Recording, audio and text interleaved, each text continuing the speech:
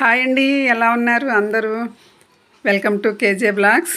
ఈరోజు mutton curry సింపుల్గా టేస్టీగా ఎలా చేసుకోవాలో చూసేద్దామండి.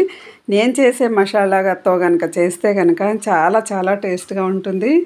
అలాగే కుక్కర్ కూడా అవసరం లేకుండా చక్కగా చేసేసుకోవచ్చండి. అది ఎలా చేసుకోవాలో ఇప్పుడు చూసేద్దాము.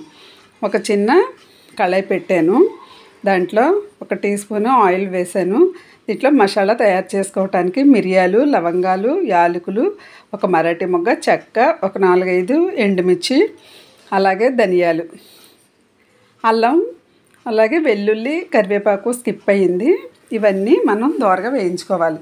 ఇంకా లాస్ట్ ఇంకా తీసేస్తామన్న టైంలో మనం గసగసాలు వేసుకోవాలి. ఎందుకంటే గసగసాలు తొందరగా వేగిపోతాయి కదా.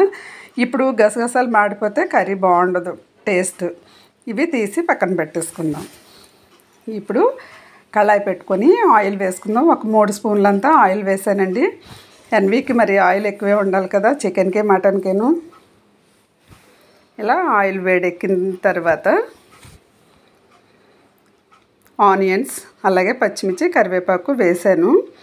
ఇవి వేగుతూ ఉంటాయి ఇలాగా. ఇప్పుడు మనకి అవి చల్లారిపోయి మసాలా అంతా అవి మిక్సీ చేసేసుకోవచ్చు. ఇలాగా మిక్సీ గిన్నెలో వేసేసుకొని నీట్గా మిక్సీ చేసేసుకొని పక్కన పెట్టుకుందాం. ఈలోపు ఆనియన్స్ వేగిపోతాయి. చూడండి వేగిపోయి. ఇప్పుడు ఒక 2 టమాటాస్ మీడియం సైజ్ చిన్నగా ముక్కలు కట్ చేసి వేసానండి. ఇలా టమాటాస్ కూడా మగ్గిపోయాయి కదా చూడండి. ఇలా మగ్గినప్పుడు మనం తయారు చేసిన పేస్ట్ వేసేసుకోవాలి. ఈ పేస్ట్ చాలా చాలా టేస్ట్గా ఉంటుందన్నమాట. ఈ మసాలా ఇలా ఆయిల్లో బాగా ఫ్రై చేసుకోవాలి. ఇప్పుడు నేను కారం ఒక 2 చిన్న స్పూన్, అది 2 స్పూన్లు వేస్తున్నాను. జీలకర్ర పొడి వేసాను. నేను గరం మసాలాలో జీలకర్ర పొడి వేయలేదు, జీలకర్ర, అందుకని టేస్ట్కి సరిపడే సాల్ట్. ఇలాగా బాగా ఆయిల్లో మగ్గుతుంది కదా. ఆయిల్ పైకి తేరినప్పుడు మనం మటన్ వేసేసుకుందాము. ఇలా మటన్ కూడా మొత్తం ఆయిల్ మసాలా అంతా కూడా ఇంకా బాగా కలపాలి. ఇలా చూడండి.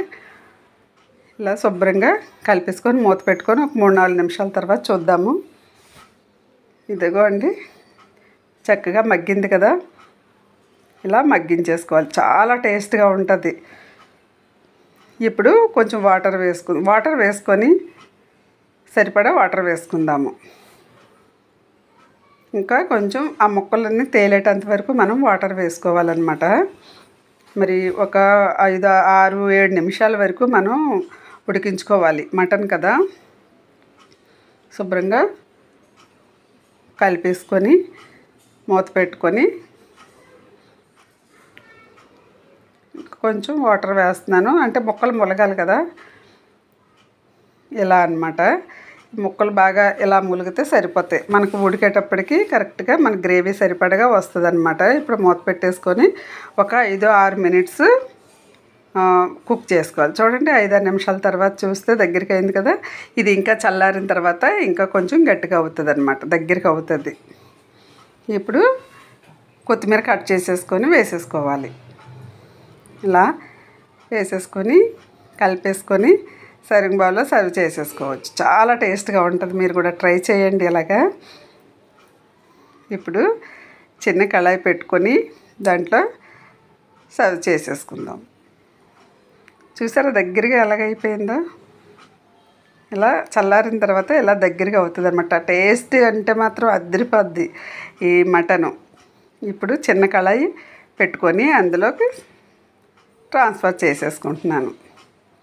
ఇదిగోనండి, ఇలాగా మొత్తం కళాయిలో వేసేసుకున్నాను. అంతేనండి, చూడండి టేస్ట్ ఎంత బాగుందో. మటన్ కర్రీ బాగుంది కదా. ఇలా చేస్తే కనుక ఇంట్లో అందరూ కూడా చాలా బాగుంది అంటారు. ఇలా చేయండి. నా వీడియో నచ్చితే లైక్ చేయండి, సబ్స్క్రైబ్ చేయండి, ఇలాగే ట్రై చేయండి. Thank you for watching. Please subscribe.